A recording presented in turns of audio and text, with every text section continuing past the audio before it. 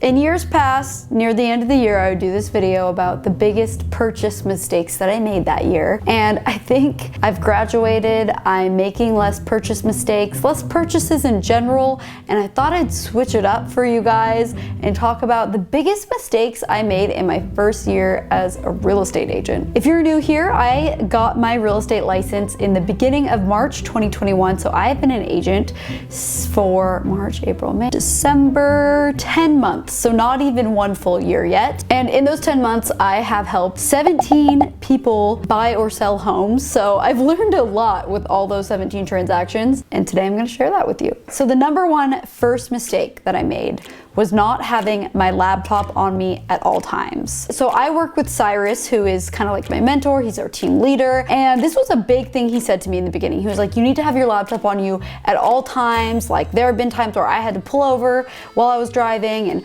write an offer in the car. And I thought at first, not gonna lie, I just thought he was being dramatic, but I quickly realized, yes, you need to have your laptop with you at all times. And it wasn't long until I actually was in a position where I myself also had to write an offer while I was in my car, not driving, of course, but there are those time sensitive moments. This portion of the video is sponsored by LG, and I showed you guys in a video last month how I've been loving the LG Gram. I use this for all of my real estate related needs.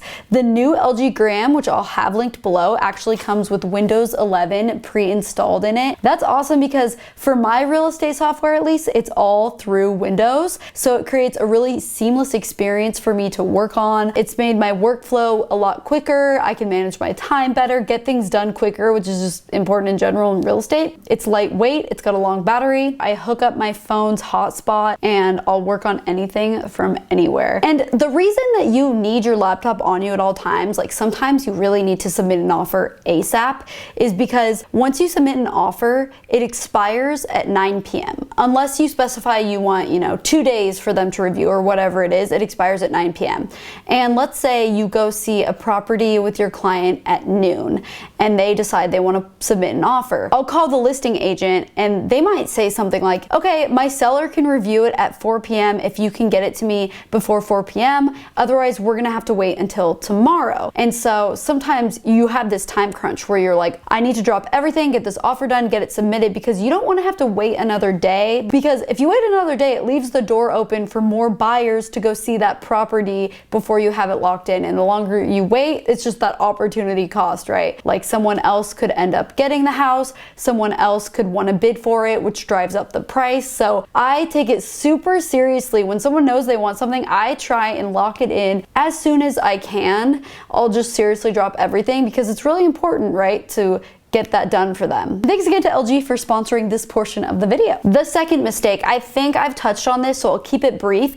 It was just taking way too long to complete the course. I took like 4 or 5 months to complete the course, and this is something that I see that's super common with a lot of people that want to become real estate agents, is they just put off the course, they drag it out, and the longer you drag it out, the course does actually nothing for you. It just weeds some people out, right? That's really all it does. And even then, not that many people, because it's really not that hard of a test. The learning really truly begins after you pass the course and once you get your license. So if I could have gone back in time, I wish I would have passed it January 1st, not March 1st. So if you're watching this and you're, in that same boat, you need to just grind it out and get it done. The longer you take, you're just putting off starting your new career, and there's no point in that. The third mistake that I made. So we show a lot of houses, and the number one thing that you can't do is leave a door unlocked, right? That's like, I think every real estate agent's biggest nightmare is going to show a house and accidentally leaving a door unlocked. And you run into so many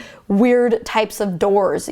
There's really old doors that are super hard to open, and it'll actually take 2 minutes, and I don't know how anyone lived in it because it's so weathered, right? And doors, you kind of have to jimmy them open sometimes. I've seen all sorts of doors. I'm so good at opening doors now, let me tell you. I never forget to lock a door. I'm really good at remembering, and I never have forgotten to lock a door, but one time I accidentally did leave a door unlocked. What happened was I was leaving the townhouse and I did the motion of locking it up, but I didn't try the door. You should always lock it and then try it and make sure you completely locked it.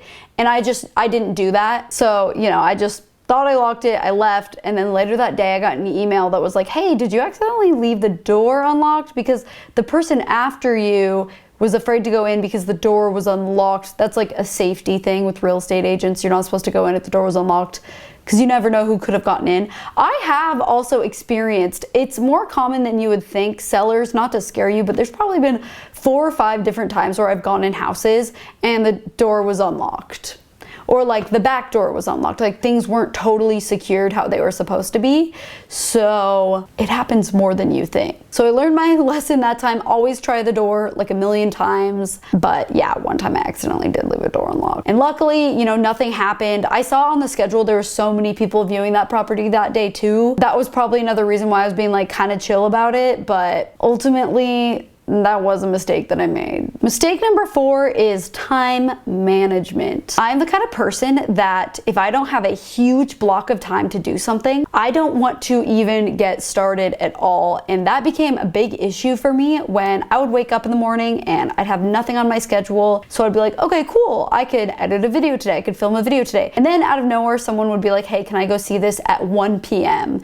And of course I would say yes. And then I'd be like, oh shoot, now I have 2 hours before it's 1 p.m. and then after that it's going to be 2:30 p.m. By the time I get home it's going to get dark at 5 p.m. What's the point of doing anything? And it really caused problems for me. Like I did not upload a lot of YouTube videos this last year because I was having these issues with time management. So what I learned to do was I really was able to figure out people want to see properties mainly on Thursdays, Fridays, Saturdays, and Sundays. I can do a lot of that stuff then. And then I picked like more of a day of the week for buyer intakes, like meeting with people. Like in the beginning, I would just want to do it immediately. I would drop everything and be like, yeah, let's go get coffee. I'll talk to you about the buying process, like the soonest availability I had, just because I was really excited. And I still am excited to meet with people, but now I've structured it. I'm like, okay, this is the day this week that I will do any in-person meetings. Maybe that's Wednesday or Thursday. What I've typically found is I like to leave Monday, Tuesday, and Wednesday to not doing in-person things as much as I can. You can never just absolutely not, but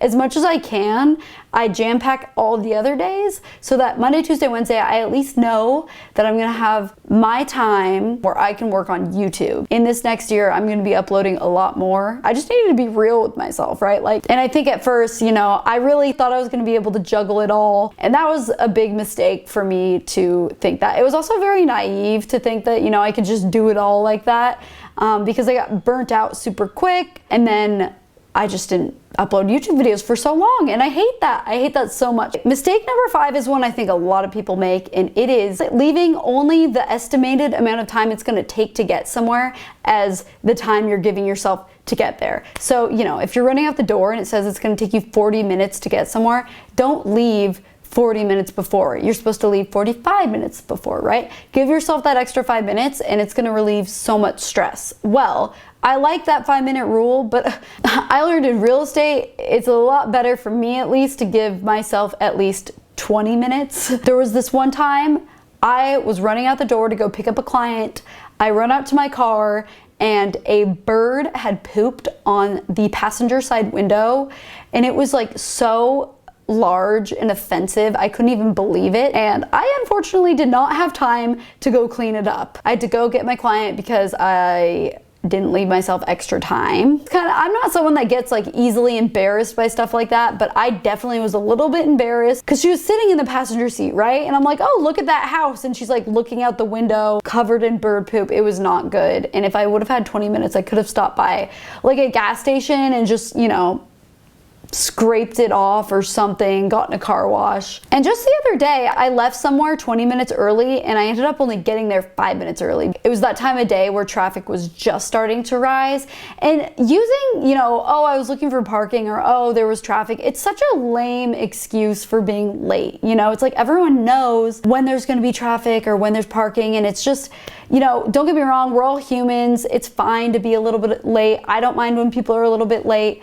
But I get really stressed out when I'm late. It's never like a very good look, and so I try and leave. So that's my motto going into 2022 is I'm just gonna give myself like 20 minutes time. Next mistake that I made was saying yes way too much and overextending myself way too much. I showed you guys how I got to a point where I just wanted to rip my hair out because I was saying yes way too much. And now after this first year, I feel really good going forward, knowing when I can say no. I think the biggest thing going forward is I've learned that it's okay to say no when it comes to working with certain people. When finding a real estate agent, not all of us are desperate for your business. Don't get me wrong, I love when people reach out and I get super excited to potentially work with someone, but sometimes it's just not gonna be a good fit. In my first year, I just said yes to everyone, and I wanted to make everything work because, you know, I wanted that experience, and I'm so happy I have it, and I don't regret saying yes to even like difficult situations.